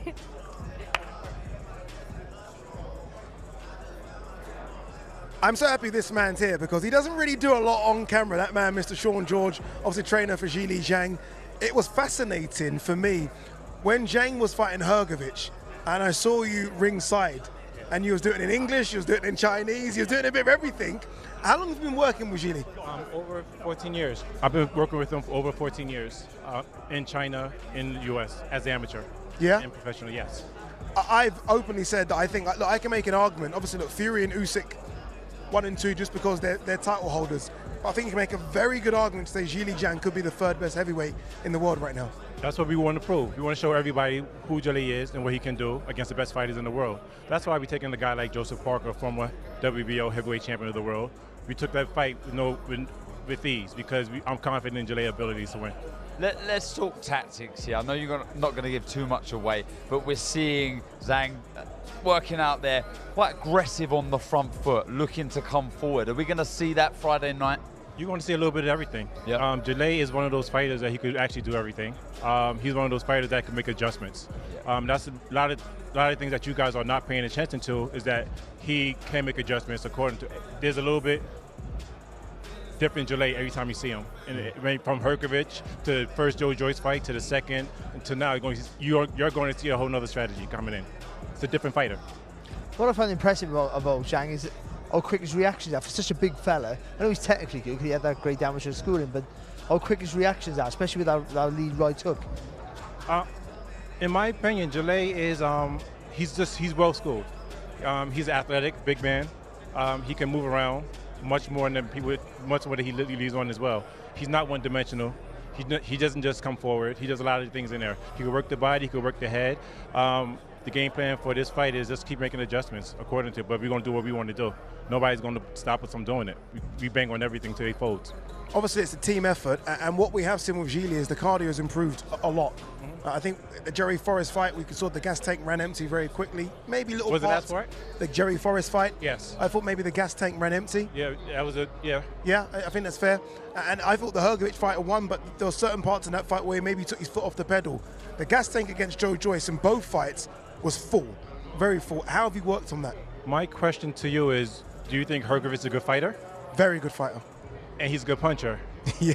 Right? Yeah. Nobody wanted to fight Filip Hrgović. That's a tough fight. You know, it's a fight it's a fight I said that Zhang won. Yeah, I believe he won. I believe Zhilei won as well. You know what I mean? But everybody's acting like Zhilei got tired. Hrgović is tired as well. True. He was confused as well. It was a tough fight against two top contenders going in there and banging it out. You know, everybody talk about the last 4 rounds of that fight, and like Zhilei is the only one who got tired in there. Hrgović was tired too. Hrgović did not sweep the last 4 rounds of that fight. It went 9 to Zhilei, 10 to Hrgović, 11 to Zhilei, 12 to Hrgović. They both were tired. So it's a narrative that's going around there where it should, yeah, there's a narrative. Here's the fight, Sean. And I think this is what kind of threw Zhang to the wider boxing public. Right. Obviously, a lot of the hardcore boxing fans know the combination punching for Zhilei is incredible. Yeah, Riddick Bowe. No, seriously, he's a big man. He's a Riddick Bowe, southpaw version of Riddick Big Daddy Bowe. I have to mention the age. He's no spring chicken now, Zhang. Is it important that he does a good job against Parker? And how quickly would you like to see him in fight for a world title because of that age? Or do you still feel there's time for him? You know, is there still miles on the clock? Zhilei is not slowing down. No. He's getting better. I know everybody looking at that, and in every single fight, since Zhilei was 35 years old, they've been saying the same exact thing. But when you look around, you have Francis Ngannou, I think he's 37 right now. Yeah. Tyson Fury, they're not talking about those guys getting old. Yes, he's older. But also Tom Brady was older. LeBron James is older. But he's just thinking differently nowadays. He's doing different things in the ring. Yeah, for UK fight fans, Cristiano Ronaldo. Tom Brady and LeBron James, obviously the American audience would know who those are. Cristiano Ronaldo for us, again, another 39-year-old athlete that's still doing it in his prime. I want to quickly, if we can, get your thoughts on the main event. Yeah. France and Ngannou, Anthony Joshua. How do you think that plays out? Joshua gets stops. That's my opinion. Serious? Yeah, I'm the one to say it. Anthony Joshua gets stops in this fight. Wow. And on that note, Sean, you can get out. Get out of here. That's just my opinion. Joshua is the better boxer. He should win this fight. I understand why everybody's picking Joshua in the boxing world, and he's doing it for the sport of boxing. But when I look at, for instance, Ngannou, I think people not really looking at the fact that he's actually been in the boxing gym for 4 or 5 years with Dewey Cooper. Yeah. Training twice a week, 3 times a week. He's been in the gym sparring with other boxers, and then you got to take into consideration that the rhythm is different than when most boxers. Like I see it in the gym all the time when MMA fighters go against boxers. The rhythm is different. They fight at a different pace. I'm not sure if Anthony Joshua can make that adjustment. Interesting observations there from Sean George, obviously trainer of Zhilei Zhang. On Friday, 3 of the top 5 heavyweights will show us what they can do. May 18th, the 2 best will go toe-to-toe. Tyson Fury versus Alexander Usyk. Live on DAZN worldwide May 18th. The fight of the century. Tyson Fury versus Alexander Usyk for the undisputed heavyweight championship of the world. Tyson Fury looks to reign as king of the division. But Alexander Usyk is undefeated and coming for the crown. For the first time in over 20 years, all the belts are on the line. Ring of Fire, live on DAZN worldwide, May 18th. That's going to be special, isn't it? Very, very special, as will Friday night. Anthony Joshua versus Francis Ngannou. The 2 big men, it's ready to get in the ring. Thomas Triber's in the ring already. Francis Ngannou first. Let's throw it downstairs to Thomas Triber. Ladies and gentlemen, our main event this Friday night is scheduled for 10 rounds, and it is an international heavyweight contest. Brought to you by Eddie Hearn for Matchroom Boxing and Frank Warren on behalf of Queensberry Promotions in conjunction with Riyadh Season, National Events Center, the General Entertainment Authority, GIA, Gold Star Promotions, Gimmick, and Sella. We would again like to give a big thank you to His Royal Highness King Salman bin Abdul Aziz, His Royal Highness the Crown Prince Mohammed bin Salman, and His Excellency Chairman of the General Entertainment Authority, GIA, Turkey Al-Sheikh.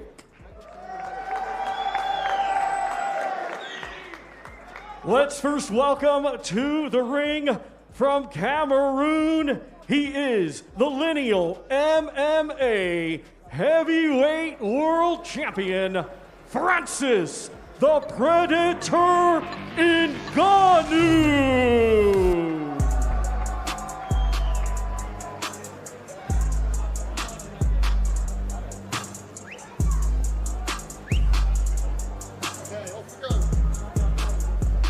Here we go. Here is the Predator, Francis Ngannou, ready to shock the world. I guess he shocked the world already with that fight against Tyson Fury, but he's ready to try and do it again. And I mean, we heard there from Zhilei Zhang's trainer, he's predicting a Francis Ngannou KO, Barry. Yeah, but he did also say, you know, everything points to Joshua winning. Paraphrasing what he said, of course, but there's common sense would say Joshua should win. But he has that feeling, and I understand the rhythm's different, but I also think that the rhythm's different. But this is a boxing ring, so it's Ngannou who has to adapt his rhythm to the 3-minute schedule. I would have thought it would be more difficult for him. But he's still, we've seen it, you've got something to watch him against Fury, but he's still relatively an unknown quantity. And in this division, where everyone, you've got power, you can always get yourself out of trouble. So that's always a worry there for obviously for Anthony Joshua. But listen, and also he might just be a special athlete. You know, he might just be one of those guys. No, we know that he is that already. No, but I mean a once in a lifetime that can just do anything. Not just great at what he did. He's obviously a great UFC guy, MMA guy, sorry, of course. But he might just be one of those once in a lifetime enigmas. Solid. Oh no, he's built solid. Like a brick house. It's solid. And do you know what worries me about this is the narrative of Ngannou. Ben Davison and Lee Wiley making sure they're watching this one closely as well. These two will study absolutely everything. Yeah, they will. Even about this little 6 or 7 minutes we're going to get. Yeah, they will. Meticulous. They study their opponents, and that's why this is a little difficult, because there's only the one fight to go against. But yeah, going back to his story, the narrative behind Ngannou, sometimes, you know, they're almost unbelievable, but his is real, his is true. And you know, as far as the story's concerned, could you imagine it sort of a film ending with him beating Anthony Joshua? Yeah. You kind of could, with what's already gone on in his life. It's remarkable. He's up against him. When you sell it like that, almost like a Rocky movie type thing, it does end with him winning, doesn't it? It is like a film already. Yeah. It really is. Yeah, it doesn't need any extra chapters. Well, this could be the sequel. But I know when you look at Joshua and you go, he's a unit, isn't he, Joshua? Joshua's a proper unit.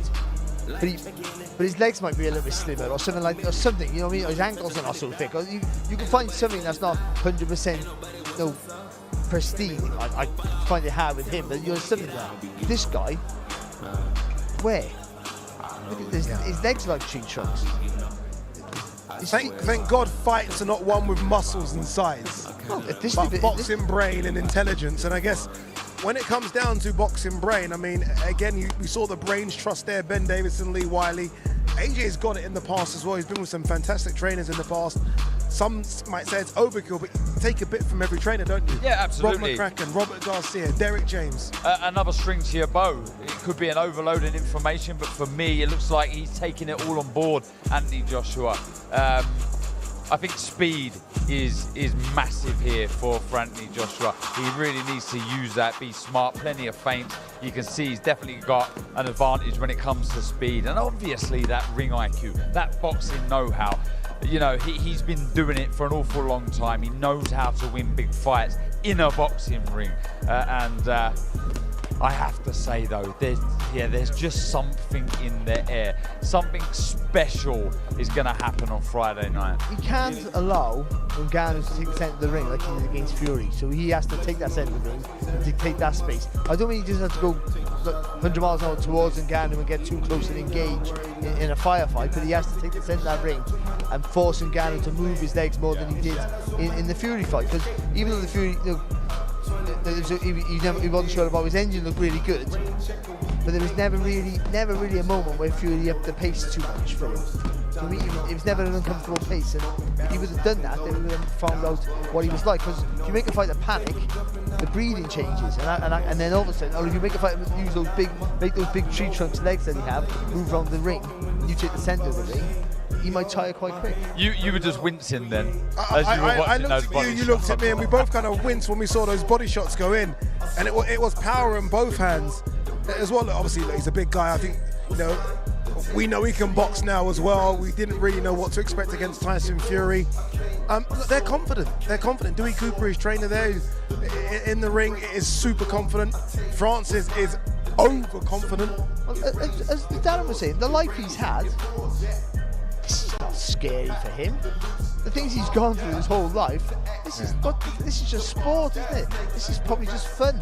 You know, the trials and tribulations he's had, you know, you wouldn't wish on anybody. So what's this for him? And when you take pressure away from a situation, it makes it that much more enjoyable, and you can go in there and just express yourself. There is no pressure on this man, only pressure that he puts on himself. Anthony Joshua has to be a huge favourite, so he goes in there and just worries about himself. Go in there and do your thing.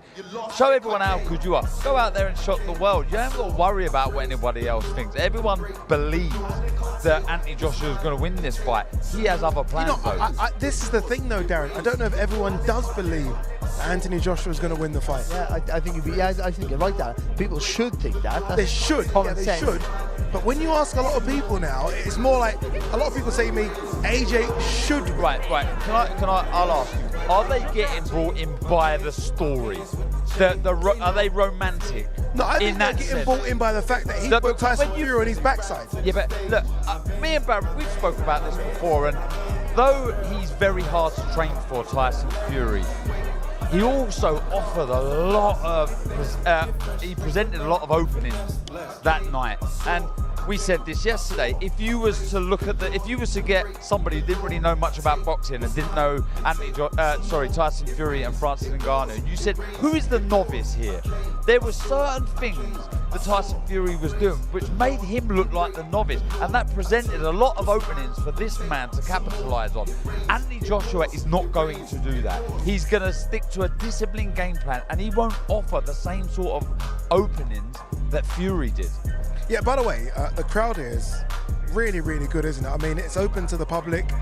And look, what we're trying to do, and this is why we put these events on, is that the locals in Saudi Arabia can, you know, start to get behind boxing as they do football, as they do F1, as they do tennis. And I think this is really good to see a crowd turn out like this. By the way, did you see that? There's a couple of locals here, a couple of local kids wrapping their hands. I wouldn't be surprised if AJ doesn't get them in the ring and do the pads. So I don't think we're going to get an AJ workout. I'm watching Ngannou now though, and I'm thinking, if AJ can push, if AJ's feints and feet doesn't push out Ngannou back, if that solid jab doesn't just make him take a little step back, he's in trouble. Who's in trouble? If AJ can't push him back with the punches, I love it. I was just thinking, I still think AJ will, but I mean, if those feints in and out with the feet and that solid jab and that good right hand, I'll say knocks him out, doesn't push him back. If you can't take the centre of the ring against this guy and he just keeps walking onto you, then he is in trouble. And what he brings in as well, Darren, sorry, zero fear.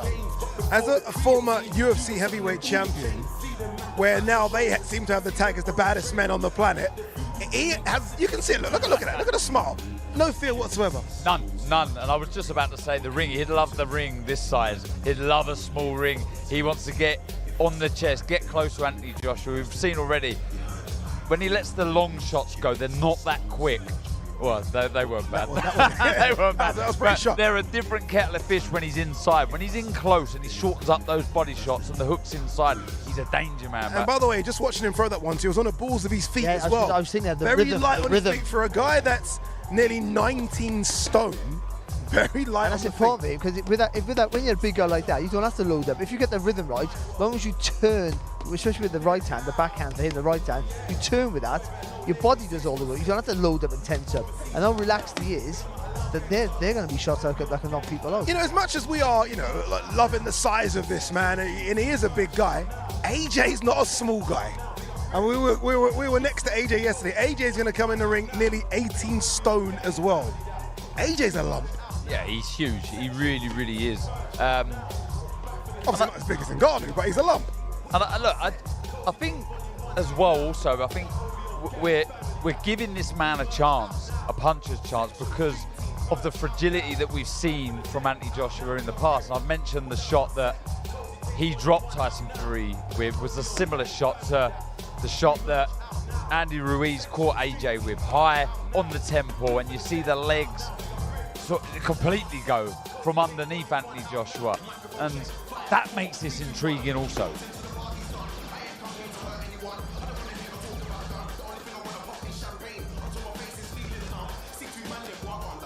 Two very different trainers as well. Ben Davison, a little bit laid back, quiet, speaks when spoken to. Dewey Cooper, I mean, he's got that kind of rusty, really aggressive voice, hasn't he, as well? Very confident in his man. And what job he's done with him. And there's a lot of know-how here. We know that Francis Ngannou first wanted to be a boxer, but you're seeing a lot of good stuff here. I just see as he was throwing those left to the body, he was bringing the right foot across and allowing more space, more leverage for that left to the body. Some good stuff there. Let's hear it, ladies and gentlemen, for Francis, the Predator Ngannou. Eddie Hearn said something very interesting about Francis Ngannou. He said, look, I don't know if he can beat some of the very, very best. I also don't know if he could lose to a Southern area level guy. And that's kind of where we are with him. We don't know. Like, could he beat Johnny Fisher? Well, that's could he beat Fabio Wardley? You just don't know. That's when you see he's number 10 in the rank. It's true, though. That's when you see he's number 10 in the WBC rankings. You think, well, how can you rank him? Because he's had one fight and he's lost, and we still can't really gauge. You have to have a accumulation of fights. You have to have a body of work, don't you, before you can really rank somebody. Unless they get a win, of course, against the best fighter on the heavyweight on the planet, supposedly, Tyson Fury. So it's hard to judge where he is, and that is the truth. I mean, he might be the best, one of the best in the world. We don't know. But I think this fight now, if he can do it, if he can get a win, or even if he can lose in a close fight again, then we have to say, that he is a genuine 100% world-class fighter, even though he might end up with 2 losses. Do you think he stays in the sport if he loses? Yes. Do you think he stays, as opposed to go to MMA and have those big fights? Because the money's here. Yeah. It is, and in this division, and there's and that weight, of course, there's always the money there, and he's a commodity. He's a sellable product. He really is. So even in defeat, and also because he has the power and the size, he's always capable of pulling off an upset. I'm just looking over my shoulder because I do think that we are going to get an interview from Francis Ngannou. He's just getting his gloves off. Olivia Bazaglo's standing by to speak to the big man. Hopefully he sits down and not standing up because she's going to need a ladder. She'll need a ladder. I feel the pain. I feel your pain. I feel your pain. No, we all feel your pain, Olivia. We're all in the same position, trust me. Anthony Joshua is standing by as well, so he's going to be in the ring in a few moments. But hopefully, okay, are we going to go to? No, I think we are going to go to Olivia, aren't we? I think we're going to go to Olivia first. Let's go to Olivia, who's with Francis Ngannou. Go to there. I sit on here. Thank you so much, Addy. Yeah, I can't not laugh at the joke you made but this guy makes everyone look small, even if I am very small.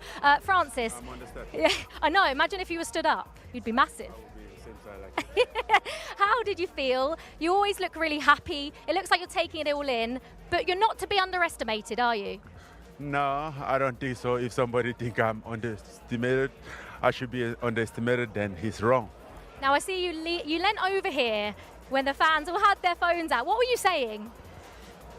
That we are enjoying, we are having fun. And are you going to stay around to watch Anthony Joshua, or have you watched enough of him in the build-up to this fight? Where I don't know where he's right now.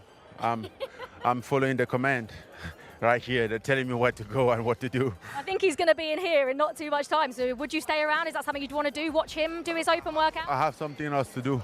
You're busy. Which is you. Yeah, back to you, Andy. He didn't mean it like that. Obviously, he didn't mean it like that. Calm down, everyone. Anthony Joshua, though, is ready to get in the ring right now. Thomas Treiber is ready, so let's go to our MC. And now let's welcome to the ring, coming to us from Watford, England. He was a 2012 Olympic gold medalist, and now as a professional, he is the former two-time unified heavyweight champion of the world, AJ Anthony Joshua.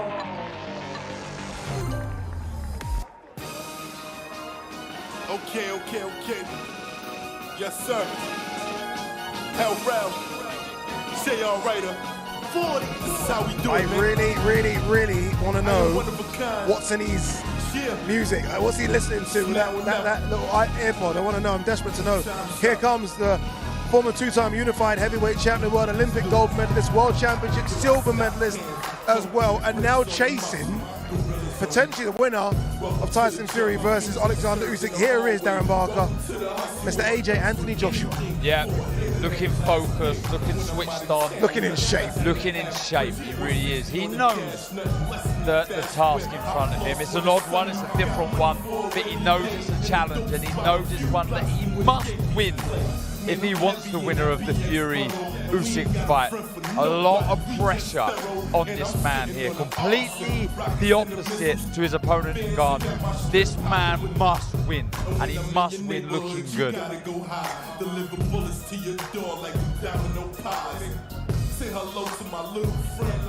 We have a man that's going to be very eagle-eyed watching AJ do his thing. That man is Mr. Dewey Cooper. Great to see you, brother. Grab a mic, Dewey. Dewey, how are you? How are you, Dewey? Ready? Excited? I'm terrific, man. Another day at the office. We already did this 5 months ago. We kicked off Riyadh season with the Tyson Fury fight, and we're going to close the show on March 8th. Dewey, where does this confidence come from, Dewey? You had all this confidence in the build-up to the Fury fight, and we thought you guys were bluffing us. Yes. Now, obviously, we realize you're not bluffing us. Yes, sir. This is a different kind of prospect, though, isn't it, AJ? I mean, that's cute. They got synchronized movements like a swim team. This is fight. This is fight. Remember that, guys. We can get theatrical. We can get dramatical. We can make it real fun. But at the end of the day, March 8th, it's going to be a real fight. And I got the guy who's going to win it. And tell me, how does he win it? He can win in several different ways, gentlemen. He don't have to just maul and brawl. He can box with them. He can go 10 rounds and get it. But you know, at some point, that power is going to land and he's going to go down. That's the objective of this fight. You've no doubt. Simple as that. No doubt. Is it important for Francis to take that center of the ring so Anthony can't push him back? Yeah, theoretically, Joshua, if he gets comfortable, he's one of the best in this era for sure. You seen that in the Otto Wallin fight. Much too comfortable, guys. Was it because he's really that guy, or was it because he's with a familiar foe? I don't know. We'll find out in 2 more days, though. Just to confirm, those young kids in the ring with Anthony Joshua are from the Al Shabab Boxing Club. And again, we've spoken about the importance of seeing guys and girls come through Saudi Arabia and start boxing. And I think it's very, very important. Francis Ngannou is just to my right. He looks so much more comfortable now compared to the Francis Ngannou we saw in the lead up to the Tyson Fury fight. How much boxing has he done between after the Fury fight and now? He did some boxing, but he was at home in Africa visiting his family after the Tyson Fury fight. The moment Joseph Walker upset Deontay Wilder, he made that initial move to get this fight going. Don't get it confused. Francis wanted this fight. He made the move first. He's comfortable. He was comfortable for the Tyson Fury fight because all us in boxing forgot about one thing. He's a champion, man. He's a world champion in mixed martial arts. He defended his world championship on one leg, you know, so yeah. He's the real deal. He's the real deal. He's been through adversity. He's been through injury. He's been through obstacles. He's been through people not believing him. He's been through homelessness. He's been through extreme poverty that is. And now, there's one guy standing in his way for an ultimate destiny, ultimate goal. That's having a chance to fight for the unified belts in heavyweight boxing, man. It don't get any better than this. There's no way. There's no way he can stop us. He cannot stop him. Because this is something that's destined to happen. This is the storybook, and this is going to be one more great chapter in that storybook. Dewey, obviously, look, boxing and MMA, any fighting discipline really is a story about hardships. Everyone that takes those things up doesn't take it voluntarily. You do it to get out of something. Yes. Talk to us about Francis Ngannou and that story he's been and how he's gone through so many hardships. How many of us, real talk, in the UK or in the USA, how many of us are willing to not contact some coach in a different country and say, hey, can you accept me? How many of us are willing to just walk out of our house one day, not knowing how we're going to get to our destination, very little money, very little food, very little connections, go through country after country, get thrown in the Sahara Desert, facing starvation, dehydration, intermittent death, goes to jail, and not give up and go back home to mommy. How many of us willing to do that? I know one guy. I definitely wouldn't have did it. After being in prison, I would have took my ass back home. He did it. Went to France, homeless for over a year, sleeping in parks. Got his opportunity. Small opportunity. Now he's fighting for millions of dollars, biggest shows in the world against 2 of the 3 best heavyweights of this generation. This is like a movie. This is not real life. But guess what? This is not fantasy. This is reality. When it comes to impossible, guys, when it comes to Francis Ngannou, impossible simply means I'm possible. And it's definitely possible to beat this guy. He's out here doing aerobics and jazzercise and thinking this is a game. 2 more days, he's going to see how real it is. How did the training camp differ from Tyson Fury to this? Because there's no real unknowns now. He's done 10 rounds for the first time, so that's something in the bag. He's actually had a heavyweight fight, boxing fight against one of the best, if not the best out there. Yes. How was this camp different to that one? Well, one simple thing, the sparring was more of a focused sparring. You guys know Tyson Fury fights many different styles, so you have to have 2 or 3 different style boxers in camp to prepare for Tyson Fury. You need a brawler, you need a guy who's strong on the inside, and you need a good, outside distance fighter. Because Tyson fights 3-4 different styles. This style, you have a conventional guy who's really astute and a real expert with his weapons, but he's a conventional boxer. Hands up, works behind the jab, powerful right hand. So we got 3 really great sparring partners to really get him ready for the task at hand. And we feel like we had a successful camp. It was a more focused camp because we can only focus on a few intangibles that he does. His drop step, his up and down game, his rhythm break with the right hand. I know Mr. Joshua. And he's going to show Mr. Joshua what it is on Friday night. we saw how Francis was so, the structure was so good in the fight, how he kept the shape really well. Yes, sir. How long did it take to cement that into his game plan, from the transition from MMA to boxing? Not long, because I've been training Francis in mixed martial arts. I'm his striking coach. Guys, I'm a world championship winning boxing coach. People better put some respect on my name. They think I'm some MMA guy. I've been doing boxing way before this MMA thing. So, he's been boxing like twice a week for years. It was just, for a real boxing fight, we can do all boxing 6 days a week. And that's why you're seeing that huge increase in his ability. He's an athlete, he's strong, he's passionate, and he has belief and confidence in himself. And with those attributes, it's gonna be hard to defeat. Dewey, I will say this, you said that people need to start putting respect on your name. The respect is there now, Dewey, because you're doing a fantastic job. I followed you for years in MMA, doing a fantastic job now in the boxing world as well. Congratulations. And it's not about a self-declaration from me. I don't care if they do or don't. I'm just saying, Francis has been boxing a long time. No one thought he could get to this level. He did. He's been calling Tyson Fury out in all the top boxes for 3-4 years. You know, so this is nothing new. This is nothing astronomical to him. In his mind, he felt he's already won. And a man with confidence and who knows he can do it, it's going to be hard to topple. We'll see if this is the guy to do it. Olympic gold medalist, 2-time champion. Can you do it? We'll find out in a few days.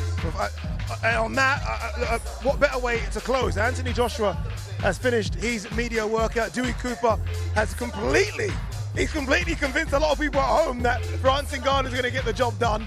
Make sure you tune in on Friday, live on DAZN. Scan the QR code. Go to DAZN.com as well to make sure you don't miss out. We've had the grand arrivals. We've done that, right? We've done the media workout. As Dewey goes, before we wrap the show, Ben Davison's going to go in. Dewey? Thank you, guys. Thank you.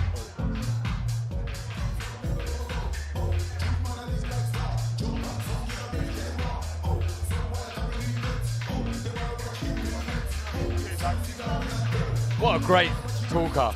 Oh, he's fantastic. Brilliant, brilliant personality. He had me believing. Honestly, you know that bit where he said he's convinced people at home. He nearly convinced me. Anyway, Olivia Bazaglo is with former unified heavyweight champion Anthony Joshua. I can see her staring at me. I'm coming to you right now, Olivia. Let's go. I'm ready. AJ, we've seen you do something different at open workouts before, and you've done it again this time around. It's a great chance for me to let other people use the platform that I've created to express themselves, their talent. So I know how much the people of Saudi are embracing boxing, health in general. Not everyone wants to be a world champion, but health. I just think that I gave them a chance to kind of get on TV, and you know how it is in these days. Hopefully, like, their parents will see it and all that type of stuff, so it'll boost their morale. Absolutely. And what about the fans here as well that don't get to see you up close and personal? For all these fans here inside this place tonight. I'm here to fight.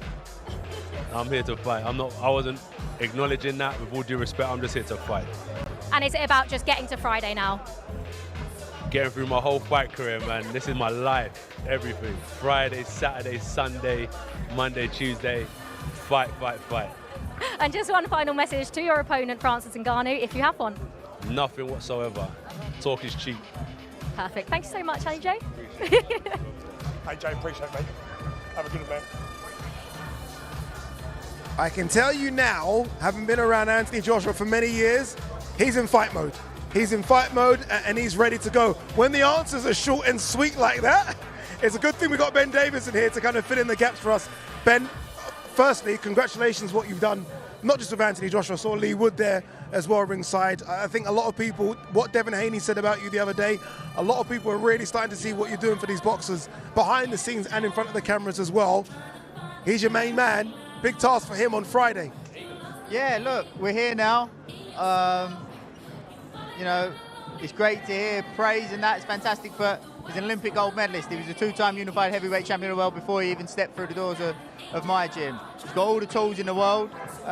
All we've done is just help him understand the tools and sharpen them up. How do you use those tools on Friday night? I know you're not going to go into too much detail, but you've got a mountain in front of you on Friday night. He's a beast physically. He punches really hard. Those tools you talk about, how does he use those on Friday? Yeah, I just think that, you know, AJ's a lot more versatile than Ngannou, you know, just being honest. He's obviously an absolute physical specimen. His physicality brings a challenge by itself. But AJ's also a physical specimen, and that brings a challenge for Ngannou himself. Is it not to overcomplicate things in this? You have to take into consideration the way Ngannou's going to approach the fight. My belief, yeah, all this about his conditioning's better than ever. We now know he can do the 10 rounds. I don't buy that for 1 second. Totally different doing the rounds against AJ and the way he's going to approach the fight than doing the rounds against Tyson the way he approached the fight. I don't believe, especially if he tries to come out and set a pace himself, I don't believe he'll last the rounds. Ben, there was a clear lack with AJ before he got with you. There was a clear lack in his confidence in mounting an attack. It was clear to see. The jab. How did you turn that round? We just, all we've done really is just help him understand. Obviously, we're big on film study. What's the likely reaction of the opponent in this situation? When you do this, how does the opponent most likely respond? How else might he respond? See, we go through, you know, certain scenarios, but a lot of our work is based on scenarios. So I think now with him having an understanding of likely this scenario will come off of this, and we work on how to deal with that, I think that's gave him, the word we're using at the moment is clarity. I asked AJ this question yesterday. I'm going to ask you now, Ben. How do you prepare for a fighter that you've only seen for 10 rounds? Because I know, as you say, you and Lee like to really study fighters. There's not much to study with Francis unless you're looking at some of the MMA stuff. Yeah, we've had a look at some of the MMA stuff. I don't think it's massively different. Okay.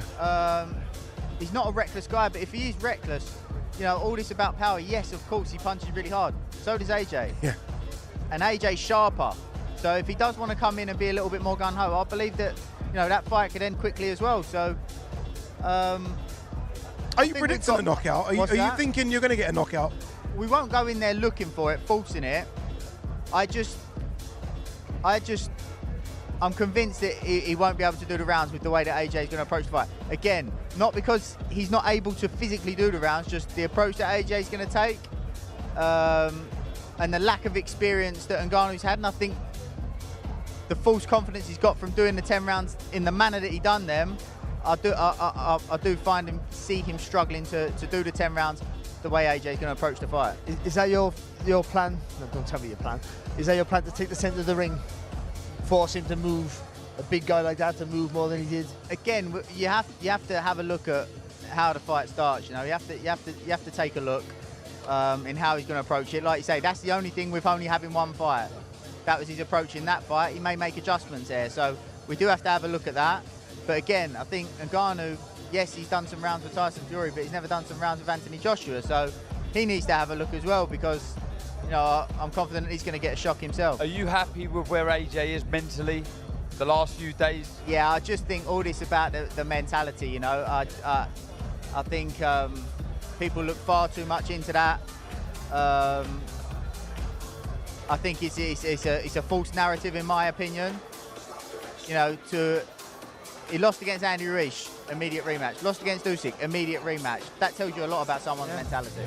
Ben, we're not going to keep you any longer. Appreciate you for giving us some minutes. Ben Davison, obviously trainer of Anthony Joshua. Look, it's been a good one, haven't it? We've had so much today. We've seen all the fighters hit pads. Some didn't do much. Some did quite a lot. But we are 2 days down and 2 more to go. 2 more to go. So we're going to have the press conference tomorrow. Weigh-ins on Thursday. Showtime on Friday. Make sure you scan that QR code. You don't want to miss the action on Friday. Such a fantastic card. And it's headlined by the big boys. Anthony Joshua versus Francis Ngannou. Knockout chaos is getting really heated here in Riyadh. We'll see you tomorrow at 4 p.m. for the presser.